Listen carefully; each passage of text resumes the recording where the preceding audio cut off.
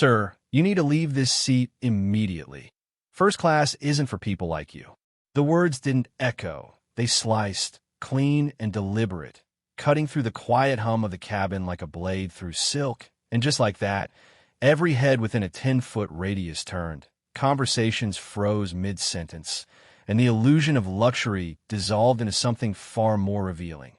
Marcus Ellison didn't look up right away, didn't flinch, didn't even tighten his grip on the armrest. He simply exhaled once, slow and measured, as if he'd heard those exact words before, not just once, but enough times to recognize their rhythm, their intention, their weight. And across the aisle, a woman in a tailored cream blazer paused mid-sip of her sparkling water, her eyes flicking between the flight attendant. Nicole Harris, name tag polished, smile gone, and the man in seat 2A who looked at first glance like he had wandered into the wrong cabin, wearing nothing more than a fitted black t-shirt, dark jeans, and clean white sneakers. No watch flashing, no designer labels announcing his worth, just quiet presence, the kind that didn't beg to be seen but refused to disappear. "I have a valid ticket," Marcus said finally, his voice low, steady, almost too calm for the tension tightening around him like invisible wire. But Nicole didn't soften, didn't even blink. Instead, she crossed her arms slightly, shifting her weight with practiced authority, the kind that comes from believing you're right without needing proof. "That seat has been reassigned," she replied, her tone clipped, rehearsed, already moving past him as if the decision had been made long before he boarded. And somewhere behind them, a man in a pressed navy suit leaned forward just enough to watch, his expression unreadable but attentive, because something about the stillness in Marcus didn't match the accusation hanging in the air. The overhead bins clicked shut one by one. The last of the boarding announcements echoed faintly. But inside this small section of the aircraft, time slowed, stretched thin, and Marcus reached into his pocket, not hurried, not defensive, just deliberate, pulling out his boarding pass, creased now, but intact, and holding it out, not as a plea, but as fact. Yet Nicole barely glanced at it, her lips pressing into a line that suggested this wasn't about paper or policy or even procedure. "I'm going to need you to move to economy, sir, or we'll have to escalate this," she said, louder now, just enough for the surrounding rows to hear. And that was the moment the shift began, subtle but undeniable, phones appearing in hands, eyes sharpening, whispers forming like static before a storm, because escalation didn't match the situation. Not yet. Not for a man who hadn't raised his voice, hadn't broken a rule, hadn't done anything except exist in a seat someone decided he didn't belong in. Marcus looked at her then, really looked, not with anger, not with fear, but with something far more unsettling, recognition. And for a split second, Nicole hesitated, just a flicker, but it was there, gone as quickly as it came, replaced by the same rigid certainty. "I'm not moving," Marcus said, simple, direct, no edge, no volume, just truth. And the air in the cabin tightened another notch, like a system under pressure, waiting for the smallest trigger to release everything at once. The cabin did not move, but the energy inside it shifted, tightening like a drawn wire as Nicole Harris let out a quiet breath through her nose and glanced toward the galley, a signal more than a reaction. And within seconds, another flight attendant stepped closer, a man with a pressed uniform and a look that suggested he had already chosen a side without hearing a single fact, while Marcus Ellison remained exactly where he was, shoulders relaxed, hands resting lightly on the armrests as if the seat beneath him belonged not just to the ticket he purchased, but to something deeper, something no one else in that moment could see. "Sir, you are delaying departure," Nicole said, her tone sharper now, carrying down the aisle, turning private tension into public spectacle. And a few rows back, a woman raised her phone just slightly, not obvious, but enough to capture the angle, enough to record the tone, because something about the imbalance did not sit right, not when the man being challenged had not raised his voice once.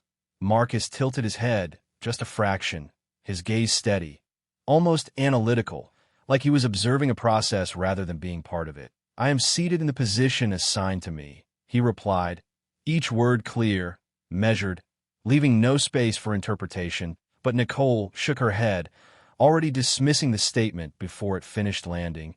That assignment has been changed.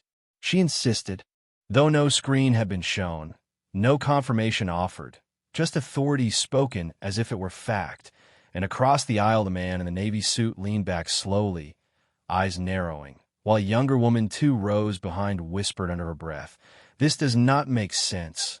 Her voice barely audible but enough to ripple through the nearby passengers. From the rear of the cabin a trainee, barely in her 20s, stepped forward hesitantly, her badge slightly tilted, her posture unsure, but her eyes focused.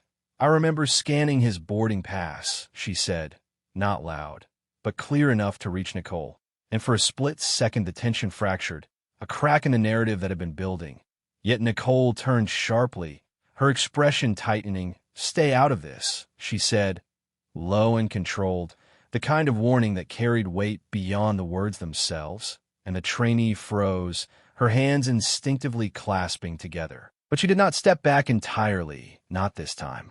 Marcus watched the exchange without interruption, his expression unchanged, but something behind his eyes shifted. Not anger, not frustration, but recognition, like a pattern repeating itself with precision. And for a brief moment his mind flickered elsewhere, to a glass office years earlier where a man twice his age had looked at him and said, "We are not sure you fit the image we are going for." Despite the numbers, despite the results, despite everything that should have spoken louder than appearance. And just like then, Marcus had not argued, had not raised his voice. He had simply taken note, learned, built, and returned stronger. "Sir, this is your final notice." Nicole continued, her voice rising just enough to command attention from the surrounding rows. And now more phones were visible, more eyes fixed on the unfolding moment, the quiet luxury of first class replaced by something raw, something exposed. And still Marcus did not move, did not rush, did not defend himself beyond the truth already stated. Instead, he reached slowly into his pocket, pulling out his phone with the same deliberate calm that had defined every movement so far. And as the screen lit up in his hand, reflecting faintly against the polished surface of the window beside him, he spoke just 4 words, barely above a whisper, but sharp enough to cut through the tension. "Rachel, stay on standby," and somewhere far, from 30,000 feet, a system that no one in that cabin could see had just begun to wake up. The moment Marcus Ellison spoke into his phone, subtle as it was, something in the cabin shifted again, not loudly, not dramatically, but enough for those paying attention to feel it, like the pressure drop before a storm fully arrives. And Nicole noticed it too, even if she did not understand it, her posture tightening as she stepped closer into the aisle, reclaiming space as if proximity could restore control. "Sir, this is no longer optional," she said, her voice firm, rehearsed, edged with the kind of authority that assumes compliance rather than earns it. And the male attendant beside her nodded slightly, reinforcing the stance, creating a visual wall in front of Marcus that was less about policy and more about presence. Marcus, however, did not look at them immediately, his attention still on the phone for half a second longer, as if listening to something no one else could hear. Then he lowered it slowly, placing it face down on his lap with precision, not urgency, not hesitation, just intention. And when he finally looked up, his expression remained composed, almost detached, like a man watching a predictable outcome unfold in real time. Behind him, the trainee shifted her weight again, her uncertainty now mixed with something stronger, something closer to conviction. "I know what I saw," she said, this time a little louder, her voice cutting through the tension just enough to land. And a few passengers nodded subtly, not fully committed, but no longer neutral either, while across the aisle the man in the navy suit leaned forward again, resting his elbows on his knees, his gaze locked on Marcus with growing interest, as if he was beginning to sense that this situation was not as simple as it appeared. Nicole exhaled sharply, her patience thinning. "We are not debating this," she replied, turning briefly toward the trainee before refocusing on Marcus. "If you do not move, we will involve security and delay this flight." And there it was. Escalation spoken plainly now, not implied, not hinted, but declared, the kind of statement meant to pressure, to isolate, to make one person feel responsible for the inconvenience of many, and around them the cabin reacted in quiet waves, a passenger in row 3 whispering to his partner, another shifting uncomfortably in their seat, a phone lifting slightly higher to capture a clearer view. Because the story was no longer private, it was unfolding in front of an audience. Marcus let the words settle, did not interrupt, did not challenge them directly. Instead, he asked one question, calm and precise. On what basis? And the simplicity of it landed heavier than any argument, because it demanded clarity without aggression. And for a fraction of a second, Nicole hesitated. Again, her eyes flicking toward the tablet in her hand before returning to him. Operational discretion. She answered, a phrase broad enough to sound official, but vague enough to avoid specifics. And Marcus nodded once, almost imperceptibly, as if confirming something internally rather than accepting her explanation. A few rows back, the woman with the cream blazer lowered her glass slowly, her attention fully captured now, and the trainee took a small step forward despite the earlier warning. Her voice quieter this time, but steady. His name was in the system. She added, not looking at Nicole now, but at the space between them, as if speaking the truth itself mattered more than who heard it. And that was when the tension tipped, not into chaos, not into noise, but into something sharper, more focused, because doubt had entered the room and it was no longer contained. Marcus leaned back slightly in his seat, his posture relaxed but deliberate, and, for the first time, a faint hint of something appeared in his expression. Not a smile, not satisfaction, but certainty, the kind that comes when a process moves exactly as expected, and as the engines outside the aircraft continued their low, steady hum, waiting for clearance, waiting for movement, Marcus remained still, grounded in a way no one else in that cabin yet understood, because while they were focused on a seat, he was already several steps ahead, watching his system reveal itself one decision at a time.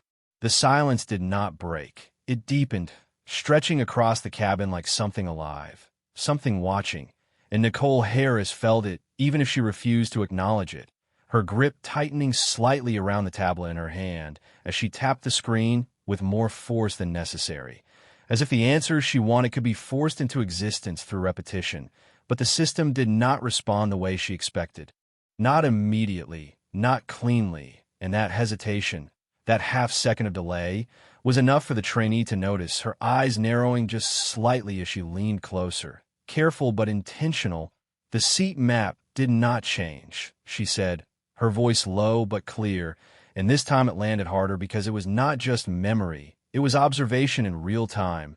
And Nicole turned sharply, her composure cracking just enough to reveal irritation beneath it. I said stay out of this, she repeated, but the words did not carry the same weight anymore. Not with eyes watching, not with doubt already planted. Across the aisle, the man in the navy suit straightened, his attention no longer casual, his gaze moving from Marcus to the tablet and back again, calculating, reassessing, while a woman 2 rows behind lifted her phone higher without hiding it now, her screen reflecting the scene as it unfolded. Because something about this moment demanded to be seen, to be remembered, to be questioned. Marcus Ellison did not move, did not interrupt, but his stillness had changed. It was no longer passive. It was deliberate, grounded, like someone who knew exactly where this path led and had already walked it before. And as the trainee hesitated for only a second before speaking again, the shift became undeniable. His name is still there, she added, this time louder, her voice cutting through the controlled tension like a clean line drawn across a page. And the words hung in the air. Simple, factual, impossible to ignore. Nicole's eyes flicked back to the screen. Faster this time, her finger moving again, tapping, scrolling, searching for something that would support the version of reality she had already committed to, but the system did not bend. It did not erase. It simply showed what was there, and what was there did not match her claim. And for a moment she said nothing, the silence around her louder than any response could have been. Marcus watched her carefully now, not with confrontation, but with quiet precision, And in that moment, he spoke again, his voice calm, measured, almost detached, so the assignment did not change. And it was not a question, not really. It was a statement framed as one, an opening offered, a chance to correct course. But Nicole did not take it. Instead, she straightened, lifting her chin slightly as if posture alone could restore certainty. "We are following procedure," she replied, but the words felt thinner now, less anchored, because procedure without evidence begins to sound like something else entirely. Behind them, the trainee exhaled slowly, her hesitation gone, replaced by something steadier, something rooted in what she knew she had seen, and a passenger near the window murmured quietly, "Then why is he still being asked to move?" Not directed at anyone in particular, but loud. Enough to be heard, loud enough to matter. And that was when the cabin truly shifted. Not into chaos, not into noise, but into awareness, because the narrative had fractured, and once that happens, it does not easily return to what it was. Marcus leaned back slightly, his gaze steady, his expression unchanged, but there was a clarity there now, a quiet confirmation that everything unfolding was not random, not unexpected, but part of something larger, something already in motion. And as the engines outside continued their steady hum, waiting for clearance that had not yet come, Marcus remained exactly where he was, not just seated, but anchored, as if the entire aircraft was now waiting on a decision no one else realized had already been made. The air in the cabin was no longer just tense, it was charged, thick with the kind of quiet pressure that builds when something has gone too far, and everyone in the room knows it, even if no one has said it out loud yet. And Nicole Harris felt that shift slipping through her control, her authority no longer absolute, but questioned, examined. And that realization pushed her forward instead of pulling her back. "We are not continuing this discussion," she said, louder now, her voice carrying down the aisle with a firmness that bordered on urgency. "Sir, stand up and move to economy immediately." And this time it was not framed as a request or even a policy. It was a command, plain and direct, the kind meant to end a situation rather than resolve it. Marcus Ellison did not stand, did not even adjust his posture, but something in his gaze changed, not sharper, not colder, just clearer, as if the line had finally been crossed. And for a brief moment his eyes drifted past Nicole, past the aisle, to something no one else could see, a memory unfolding not as distraction, but as context, because this was not new, not to him, not in form or in tone, and he saw it again with precision, a conference room in downtown Atlanta nearly 20 years earlier, a polished table, a deal worth millions on paper, and a voice across from him saying, "We are concerned about perception." Even after he had outperformed every metric, even after he had built something from nothing, and he remembered the silence that followed, the same silence he held now, not as weakness, but as control. Back in the present, Nicole took a step closer, closing the distance, her hand gesturing toward the aisle, not touching him, but directing, insisting, and the male attendant beside her mirrored the motion, creating pressure from both sides, and around them the cabin reacted in visible ways now, a passenger shifting into the aisle slightly, as if to see better, another lowering their phone just long enough to whisper, "This is not right," before raising it again, because what had started as a question of seating had become something else entirely, something harder to ignore. The trainee stood frozen for a moment, her eyes moving between Nicole and Marcus, conflict written across her face, but when she spoke again her voice did not waver. "He is not in the wrong seat," she said. And this time, there was no hesitation, no softness, just fact, and the words landed like a point of no return. Because once spoken with that kind of clarity, they could not be taken back. And Nicole turned toward her sharply, her composure cracking just enough to reveal frustration beneath the surface. "You are out of line," she snapped, but the authority behind it felt thinner now, stretched by the weight of everything unfolding. Marcus finally moved, but not to stand, not to comply. Instead, he reached for his phone again, lifting it with the same deliberate calm that had defined every action so far, and when he spoke, his voice was quiet, steady, but it carried further than Nicole's command had. Moments before, "Rachel," he said, pausing just long enough for the silence to lean in, initiate full review. And those words did not sound like a reaction. They sounded like a step in a process already in motion, something structured, something real, and while no one else in that cabin fully understood what it meant, they felt it. The shift from confrontation to consequence. Nicole let out a short breath, almost a scoff. "You are making a mistake," she said, but Marcus met her gaze without resistance, without emotion, and answered simply, "No." A single word, grounded, certain, and for the first time since this began, it was not just a disagreement over a seat. It was something deeper, something irreversible. Because the moment had passed where this could be corrected quietly, and, as the engines outside continued, their steady hum, waiting for clearance that still had not come, the realization began to settle, slow but undeniable, that this flight was no longer waiting on departure. It was waiting on truth. The words had been spoken, and once they settled into the air, they did not fade. They expanded, stretching across the cabin with a quiet authority that did not need repetition. And for a moment, no one moved. Not Nicole Harris, not the attendant beside her, not even the passengers who had been shifting and whispering just seconds before. Because something about the tone in Marcus Ellison's voice carried a finality that was difficult to ignore.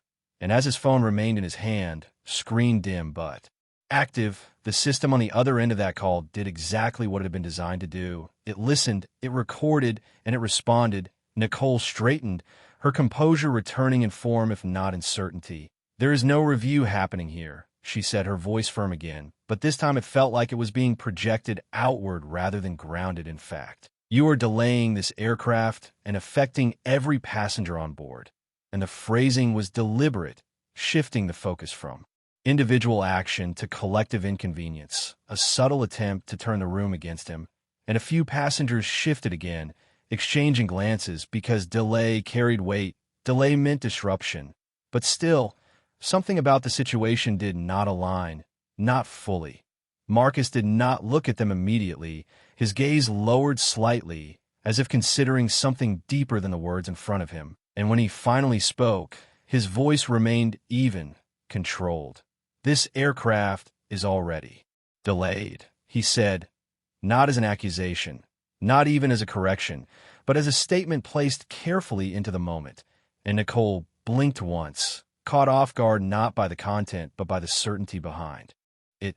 "That is not accurate," she replied quickly, but the speed of her response revealed more than it concealed, because she had not checked, not truly, and the trainee's eyes moved instinctively toward the galley display panel, her expression tightening just slightly, as if confirming something she had not yet said out loud.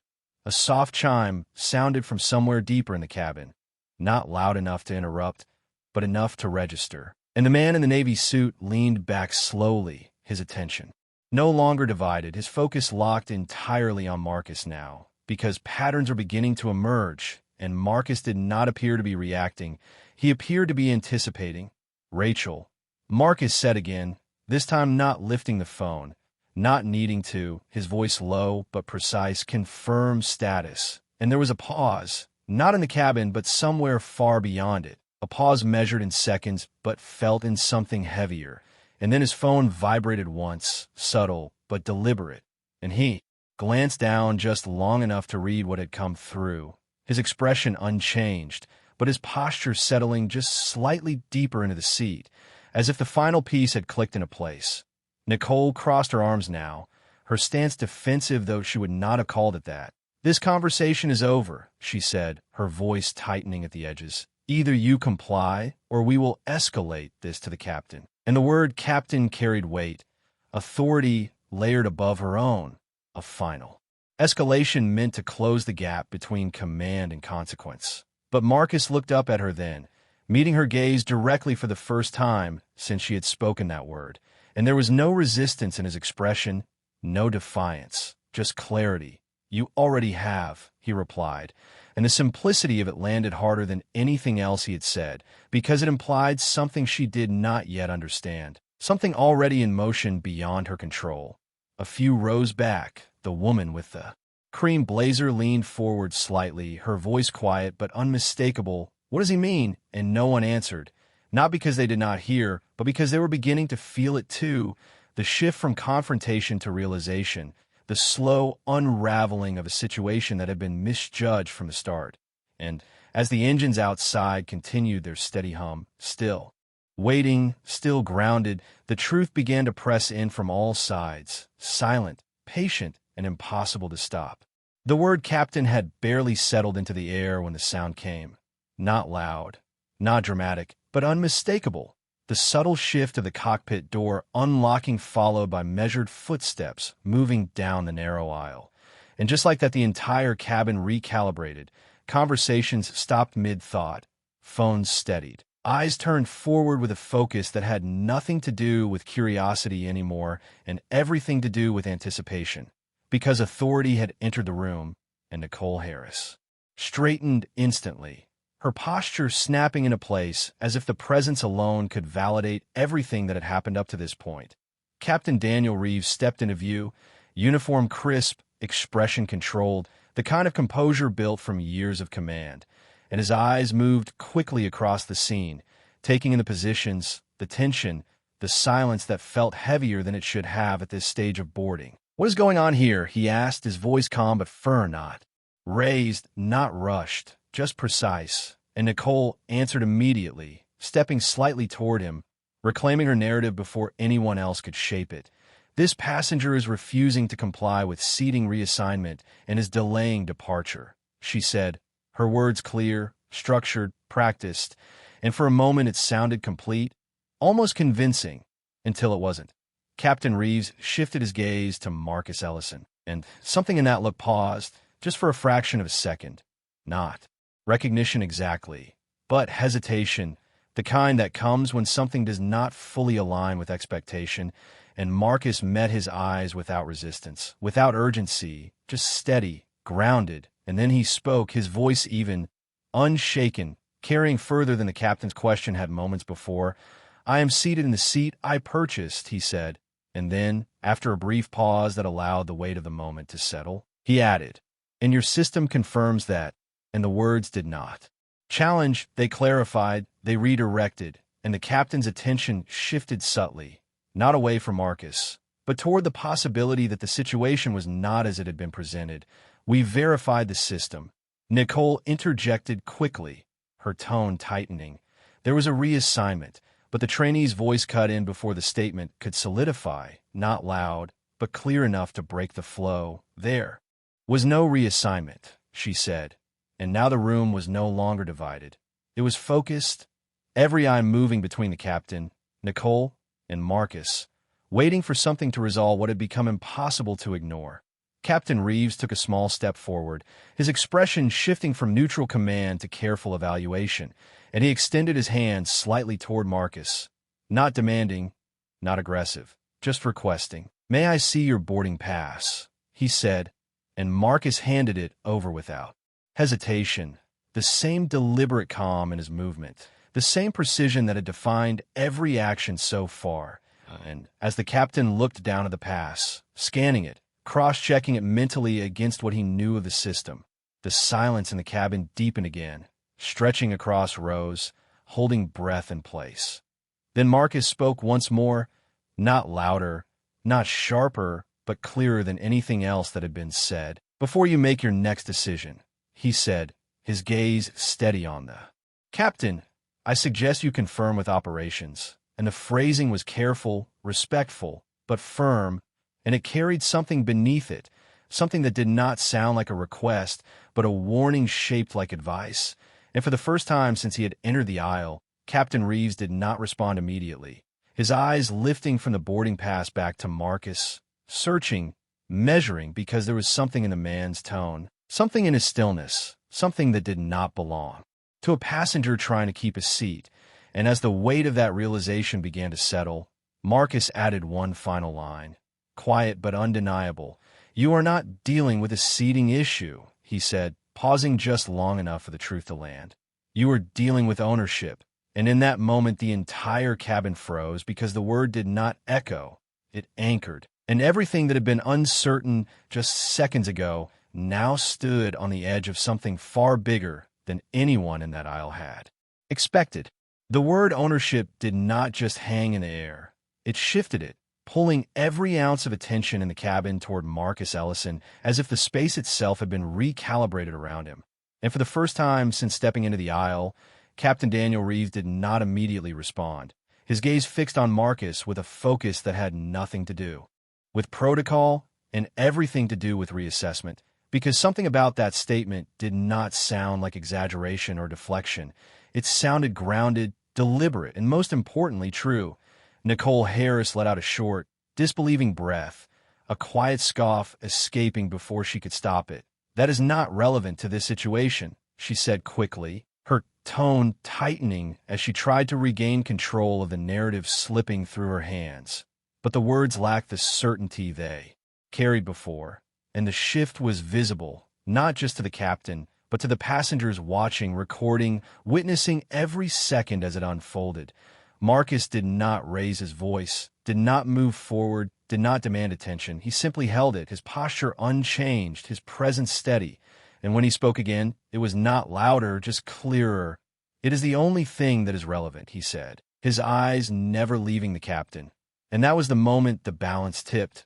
Not abruptly, not dramatically, but undeniably. Captain Reeves looked down at the boarding pass in his hand once more, then toward the trainee, whose expression now carried quiet certainty instead of hesitation, and then back to Nicole, whose stance had shifted from firm to defensive without her realizing it. And in that brief sequence of glances, something aligned, a pattern emerging that could no longer be ignored. "I need to verify this," the captain said finally, his voice measured, controlled, but no longer aligned with Nicole's urgency. And without waiting for a response, he reached for his communication device, stepping slightly to the side, creating a small but unmistakable separation between himself and the version of events he had been given. The cabin held its breath again, but this time it was different, less tension, more anticipation, because the narrative was no longer being controlled by a single voice. It was being tested, confirmed, examined in real time, and Marcus remained still, watching, not as a participant trying to win, but as someone allowing the truth to surface on its own terms. Nicole shifted her weight, her arms crossing tighter now, her eyes flicking briefly toward the passengers, the phones, the quiet scrutiny surrounding her. And for the first time, uncertainty crept in, not spoken, not acknowledged, but present, and beside her, the other attendant took a small step back, subtle, almost instinctive, as if distancing himself from something that no longer felt secure. Seconds passed, not many, but enough, and then Captain Reeves turned back. His expression changed, not dramatically, but enough for those watching closely to see it, the certainty gone, replaced by something heavier, something more deliberate. And he walked back toward Marcus, stopping just short of the seat, his posture no longer authoritative over the situation, but engaged with it. "Mr. Ellison," he said, this time using the name, and that single detail landed harder than any announcement could have, because it confirmed what had been questioned, what had been denied, what had been challenged, and the reaction rippled instantly through the cabin, quiet gasps, widened eyes, phones lifting higher, because now it was real, undeniable, documented in a single word. Nicole froze, just for a moment, her expression shifting as the weight of that recognition hit. The realization that the man she had dismissed, redirected, and attempted to remove was not just a passenger, not just a name on a screen, but something far beyond that. And Marcus finally leaned forward slightly, his voice calm, precise, final. "You did not misread my ticket," he said, letting the words settle before continuing. "You misjudged who deserved the seat." And the silence that followed was complete, absolute, because in that moment, the situation was no longer unfolding. It had turned, and there was no going back. The silence that followed did not feel empty. It felt complete, like a verdict already delivered without the need for a gavel. And for a long second, no one in the cabin moved. Not Nicole Harris, not the attendant beside her, not even the passengers who had been watching with phones raised and breath held, because the truth had landed in a way that could not be undone. And Captain Daniel Reeves stood there with the boarding pass still in his hand, his posture no longer commanding the situation, but responding to it, his voice measured when he finally spoke. "Mr. Ellison, I have confirmed with operations," he said, pausing just enough of the weight of that confirmation to settle across every row. There was no reassignment. And the words did not echo. They anchored, grounding the entire situation in fact, in clarity, in something no one could dispute anymore. Nicole's composure fractured then. Not dramatically, not loudly, but visibly, her shoulders tightening, her gaze shifting, searching for something to hold on to, but finding nothing because the structure she had built her authority on had collapsed in a single verification. And beside her, the other attendant stepped back another half step, subtle but undeniable, distance forming where certainty once stood. Marcus Ellison remained seated, exactly where he had been from the beginning, his posture unchanged, his expression steady, but there was something final in it now. Not triumph, not satisfaction, just resolution. And when he spoke again, his voice carried across the cabin with the same calm precision that had defined every word before it. "This is not about a seat," he said, letting the sentence settle before continuing. "It is about how quickly you decided who did not belong in it." And the words did not accuse. They revealed, they held up a mirror to the moment in a way that no policy or procedure ever could. Captain Reeves nodded once, slowly, the weight of responsibility shifting visibly onto him now, and he turned slightly. Toward Nicole, his tone firm but controlled. "Step aside," he said, not raised, not harsh, but absolute. And for the first time since this began, Nicole did not respond immediately, her hesitation small but undeniable before she moved, creating space where there had been pressure, and that movement alone shifted the entire dynamic of the aisle. A quiet murmur moved through the cabin then. Not loud, not chaotic, but present. The collective release of tension that had been building from the first word spoken minutes ago, and a few passengers lowered their phones, not because the moment had ended, but because it had resolved, because what needed to be seen had already been captured. Captain Reeves returned his attention to Marcus, his voice lower now, more deliberate. "We will be addressing this immediately," he said, and there was no ambiguity in the phrasing, no delay, no deflection, just action. And Marcus met his gaze without nodding, without acknowledgement, simply accepting the statement as the expected outcome of a process already completed. Outside the aircraft, the engines continued their steady hum. But inside, something had shifted permanently, not in sound, not in movement, but in understanding, because every person in that cabin had witnessed the same thing, not just a mistake corrected, but a judgment exposed. And as Marcus leaned back in his seat once more, his voice carried one final time, quiet but unmistakable. "I did not raise my voice," he said, pausing just long enough for the meaning to settle. "I raised the standard." And this time, the silence that followed was not tension, it was respect.